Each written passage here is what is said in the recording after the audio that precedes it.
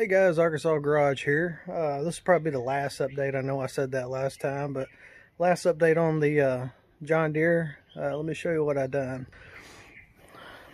You can see on the back, it's just cosmetic stuff. I added that exhaust tip on there just to change it up some.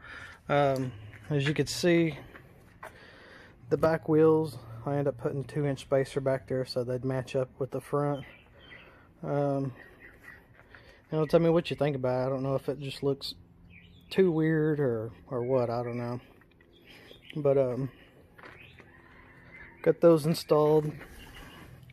As you can see, this side already has, I don't know, probably 3, 4, 5, probably 5 inches of spacers. This side right here only has like I think 3 inches or something like that. But got that done.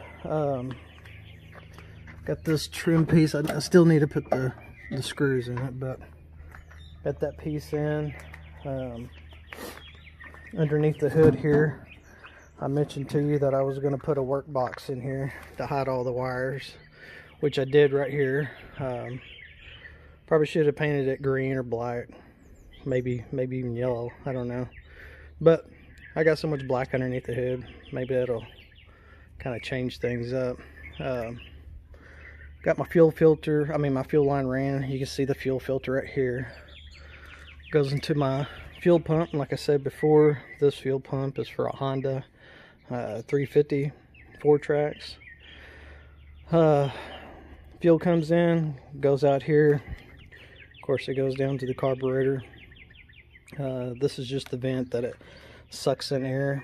Since I wasn't able to use that pulse pump, I went ahead and connected it to this barb fitting that I originally put on for the pulse pump for the air filter. There was a hose right here coming out of the current case that went to the old air filter box. I just went ahead and got one of these little cheapo K&N filters, just like, well, it's not K&N, it's like some kind of off-brand that you would find at your local parts store. Got that ran. Got the exhaust. Not the exhaust. I got the throttle finally working good. I'll show you how that works. I got it all screwed in. But if you're familiar with Honda four-wheelers, there's an adjustment nut right below this, and it was making that throttle catch up a little too high. And I couldn't adjust it down, so I cut a little splice inside that nut, put it on the bottom. That way this will get locked in. And made it sound really good. That's the fuel pump kicking on. You notice once it gets up to pressure, it stops.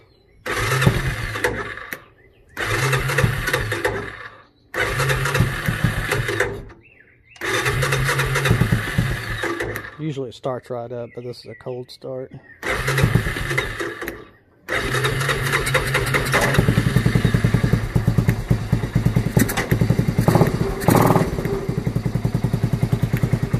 But it runs really good. As you can see, I got my tail lights working. They turned out really good.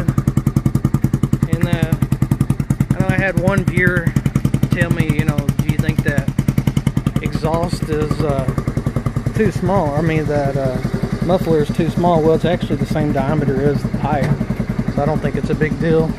And it still runs pretty good. There's the headlight. The headlight turned out really good. The good thing about it, you don't have to worry about forgetting to turn your headlights and tail lights off, because just as soon as you watch this light right here, as soon as you turn it off, it goes off. And you turn the fuel pump off. But man, I'll tell you what, I think it's turned out really good. I'll show you, let me zoom this out some. I'll show you kind of what it looks like underneath. I think the last time I showed you, It was really dark in the garage, but you could see where the differential is. This is where I cut the original drive shaft, and I put a U-joint right here. Got a pillow block. Got another pillow block. And probably can't see it, but the drive shaft runs underneath there. Comes back right here. And if you look, if you can see, well, let's see here. All right, see, the good thing about this drive shaft here is, see that spring? Well, it keeps tension onto the engine, so that way it doesn't ever slide out. I mean, it's basically, I mean, well, of course that's what it did to the Honda four-wheeler. And here's this is the way I set my pedals up. You can see on this one here, where's it at? It's kind of hard to see with the camera. And anyways, you see this one that I'm moving here, that's the brake. It connects to the original brake cable to the back of the drum back there. This ended up turning out really good. I don't know if you can see it. You barely can see it, but this is the throttle cable.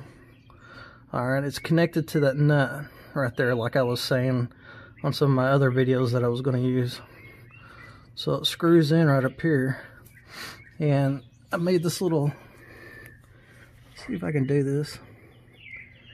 I don't know if you're going to be able to see it or not, but yeah, there it is. Well, you can barely see it. You can see, I'm afraid to point it because my finger's going to block everything, but you see that collar right there? There's the arm that pulls the accelerator cable. It turned out really good. While we're down here, this is the original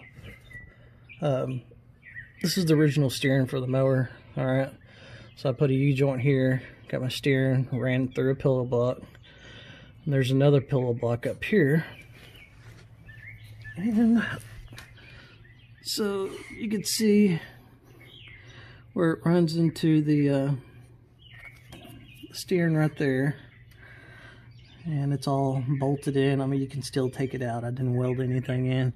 I just, you know, I wanted everything to where if I needed to take it off, you could take it off. What else can I show you? If you follow the exhaust, you could see it's all wrapped in that fiberglass heat wrap for exhaust systems, kind of keep everything cooled down.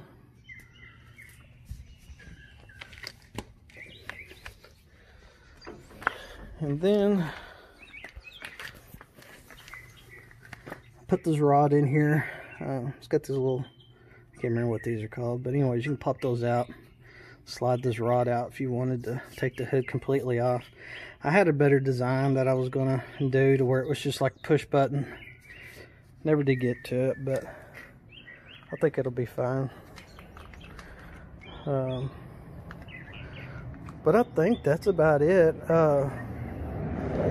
You know, I was able to use the original gas tank. It turned out really good. It's got a fuel cutoff here. Just, well, that's what was on it when I bought it. So that's all factory.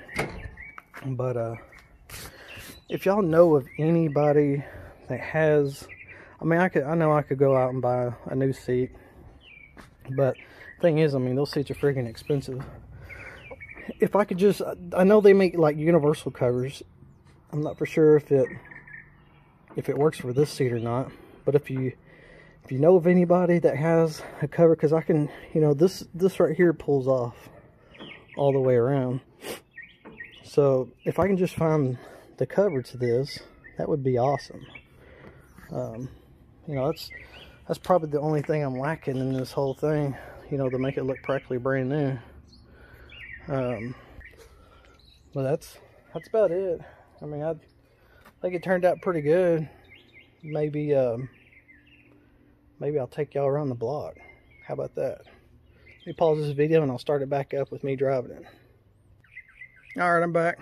Sorry about that, I had to put Rosie up. Of course, you know she's got to be down here watching me, make sure I'm doing everything right.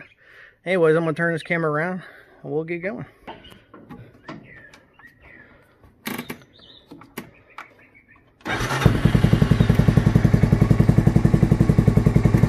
See, you watch down here, it says I'm in neutral. Now it tells me I'm in reverse. So it's still set up just like the regular four-wheeler.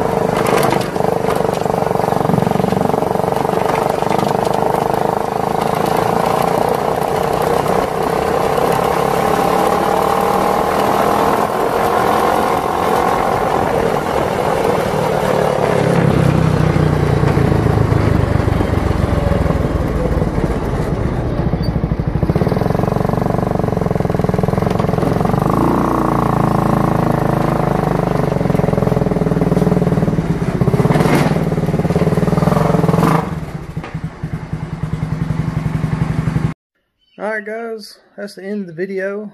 Hope y'all enjoyed it. I promise you this will probably be the last episode on this mower. I can't really think of anything else to do with it. But anyways, don't forget to like and subscribe. Ring that bell notification.